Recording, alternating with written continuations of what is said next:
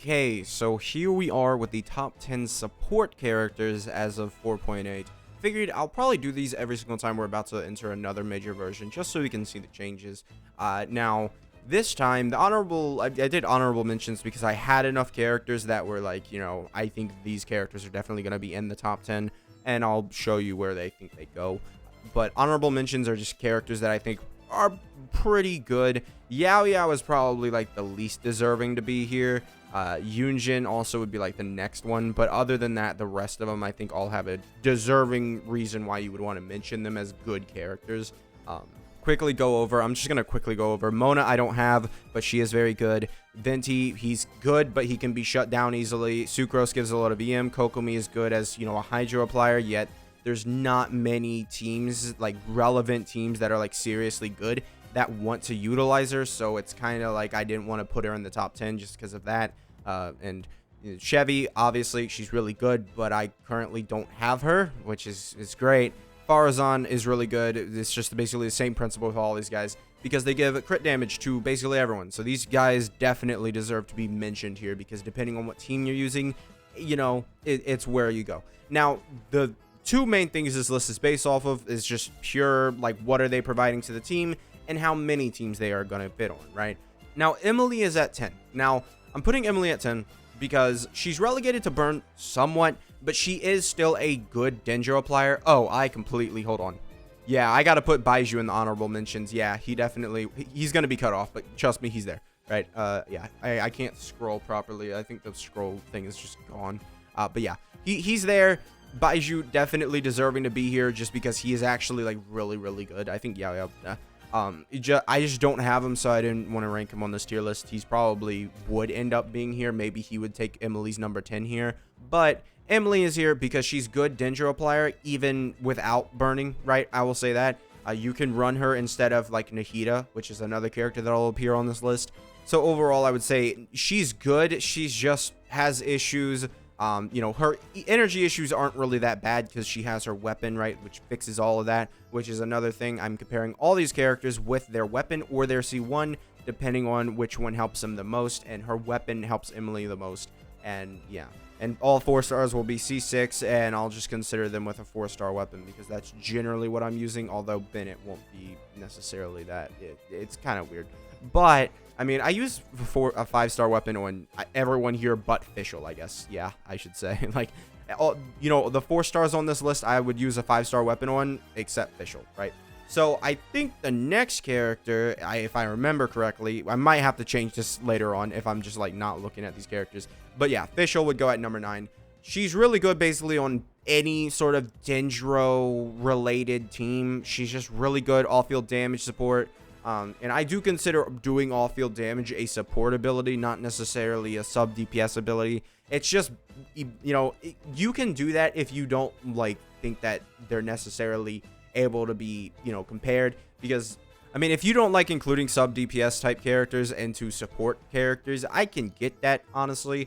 So I'm not going to be too mad if, like, people, like, a lot of these characters shouldn't be on here, unlike Nilou, who you have to build the team around. So she's definitely a main DPS, and she's literally forcing you to bring only Hydro and Dendro, and there's no other DPS that does that. There is literally, unless you're saying that there doesn't seem to be a DPS on the team, and her passive talent is doing most of the damage on the team, it's just kind of, there's not a main DPS on Nilou's team unless you use Alhaitham, and that's just not the best team for Alhaitham either.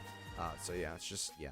And then the next character, I believe, is going to be Xiangling. Now, Xiangling's really good. It's basically the same exact thing with Fischl, but Xiangling just does a lot of damage, and as if you're vaporizing or melting with Xiangling, she is incredible. The only issues I have with Xiangling is when she has a lot of energy issues, right? That's generally what happens, but you can just run her on, Raiden's weapon, gives you loads of energy recharge, right? And, it helps out a lot with it, but even still at an 80 cost burst, she still struggles sometimes, right? So I would say, like, Xiangling really good. I could easily, swap Fischl and Xiangling around depending on, this is another thing. It completely depends on the type of team you're running. That's another thing. Because Fischl is good for an entirely different set of teams than Xiangling, right? Xiangling, she's good for, like, melt teams, right? If you need Risley to melt, you can throw Xiangling on there. Or Emily with burn teams, right? She's good on those teams, right? So Shangling is there. And now I'm going to go ahead and I'm going to put Sinyun up here. Now, Sinyun, I had to think about how much I wanted to rate her, because the thing is with her, it's just literally completely changes characters and brings them back, right? Hu Tao didn't really have consistent AoE, but now with Sinyun, she does. And she does more damage because you can pair her with Fiorina, who is also going to be on this list. So the Sinyun and Fiorina combination just makes for an insane support ability. You can use it on nearly every character. It is actually really, really good. And I do think that overall Sinyun is just probably better than all these characters. And she's healing, so even if you're not running Fiorina, you don't have to run like a shielder in case you're running like I don't know what kind of team you would be running, but she's, you know, healing and keeping you alive, which is good. So yeah, overall I would say Sinyun, very good character to have on your team, and that's why I'm just gonna put her at number 7. I just think that she deserves to be at number 7. Now I'm gonna go with Yelan at number 6, and I guess I'll throw up Xingqiu here also. The reason for this being is because Yelan she kind of got replaced in a lot of her teams by Fiorina.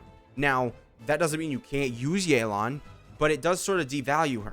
But Xingqiu, because he has better application than both Yelan and Fiorina, there are teams that they just can't do it. They just can't do it as well on, right?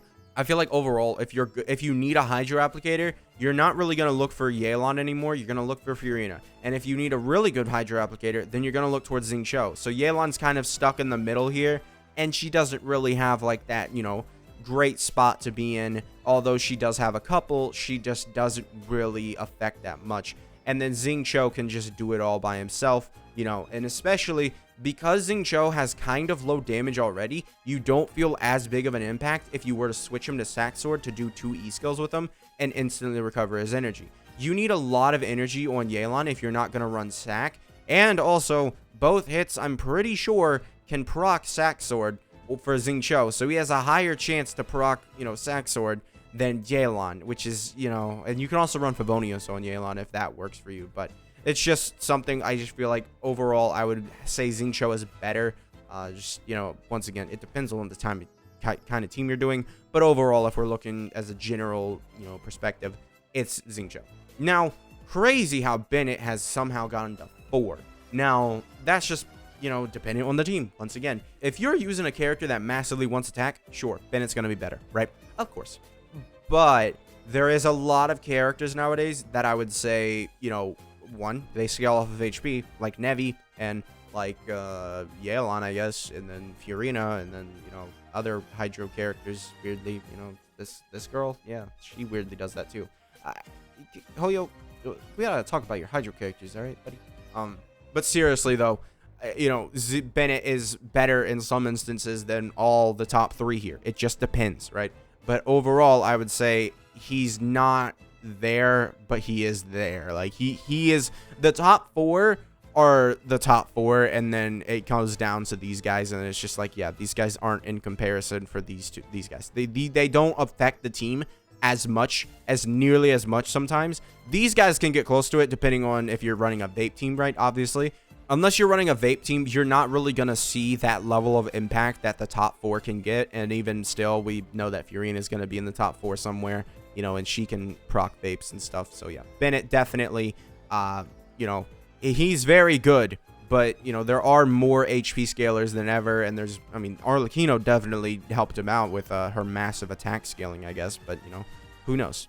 And then I'm gonna actually shock maybe some people. I have Kazuha at 3. I thought about it, and thinking about, you know, Kazuha, and I just don't necessarily, I think that if I were to, you know, judge Kazuha, I want to give him his weapon, but I just don't think that it's enough.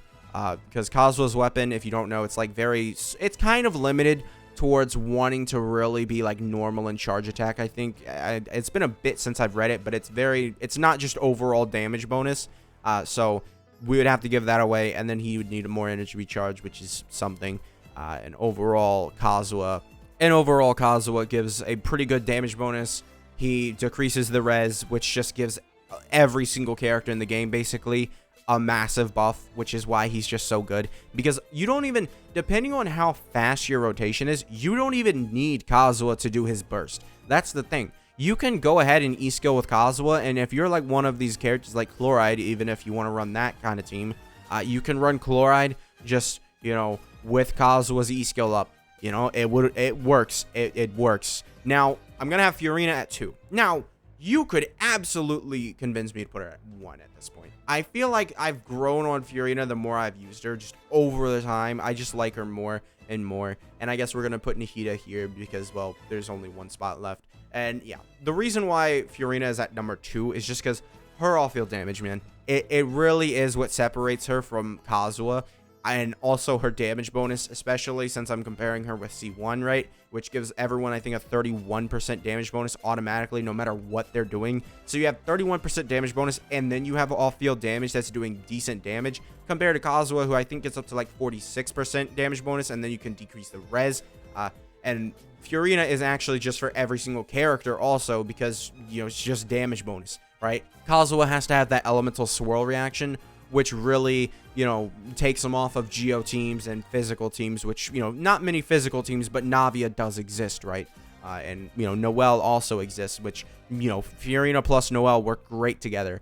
Fiorina, I feel like, definitely deserves her spot here. Now, Nahida, I just feel like, is better overall because she's giving 250 elemental mastery. 250 elemental mastery with the reactions that you're doing is pretty insane, I would say. 250 elemental mastery goes a long way when you're using characters that don't necessarily want to have, you know, elemental mastery in their kit, right? If you were to raise Chloride and she had 0 elemental mastery, the buff that this gives you, the 250 elemental mastery, is huge. And then you also have to apply it with Fischl, and it's really insane. And then Nahida is also doing her own off-field damage. And she's applying Dendro, which is very good for 90% of teams that are really good. not 90. It's more like, I honestly don't know. But basically, any characters that came out between 3.0 want this character. Even, you know, Chloride now still wants it. Any character that deal with Dendro reactions, they're basically, Nahida's like the #1 character almost. The only time she's not is when Emily is the #1 character.